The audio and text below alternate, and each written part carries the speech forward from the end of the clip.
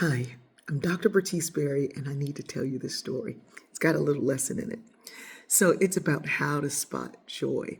I did a fit check a couple of days ago, and I mentioned how I hadn't done any in a long time, and I know why I hadn't done any in a long time. And but I just felt joyful about what I was wearing, where I was going, and I thought, oh, let me just share one. I haven't done one in a long time. And I got some comments back like, but you didn't show me your shoes. You all you had to do was step back and you mentioned your shoes.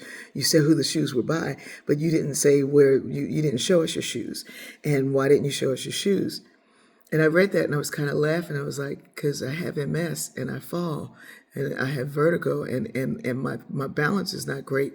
And stepping back and lifting up my foot would not have been a thing to do on camera. And it made me laugh and it gave me joy. And there was another person who shared the whole post and said, forget the fit check.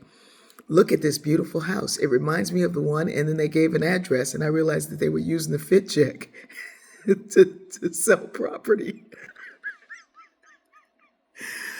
Oh, but 1,000 of you said things that gave me so much joy and made me feel so good about the fact that I was dressed up and still limping. It made me feel so good about the fact that whenever I present, even now, I get nervous because you're speaking to multiple people at once and they can take all kinds of meaning from it.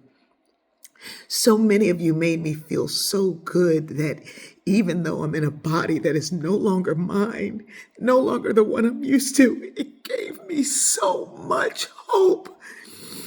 And I am clinging to all of that hope and that joy. And the next day I had to go somewhere and I dressed a little bit more and I found so much joy in going out with my limp and my uncertainty of what was going on. It gave me so much joy.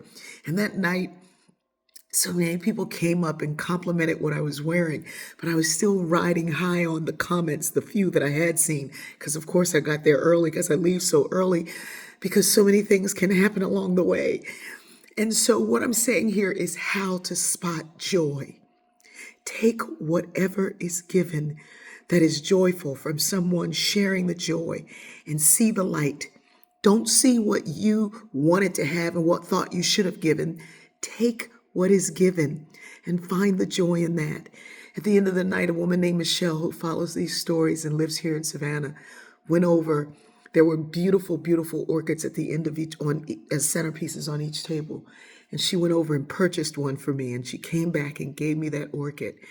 And that orchid now is in the center of this table that I'm looking at.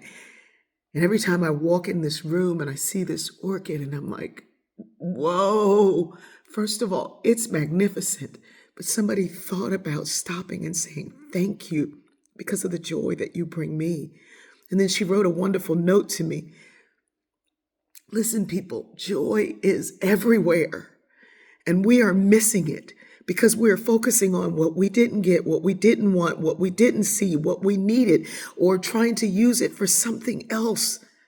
Spotting joy is not a difficult thing to do. If you can't spot it, you surely can't cling to it. You surely can't hold on to it. And the 1,000 of you that gave me so much joy made me come back here and pop my fan, which gives me so much crazy joy. And to see that even in the midst of our pain, in the midst of our sorrow, in the midst of our stuff, God is always guiding. And if you can't find joy in that, play one of those old spirituals where folks found joy in some of the most difficult times. I love you. And these times are going to require that you learn to see joy. I love you.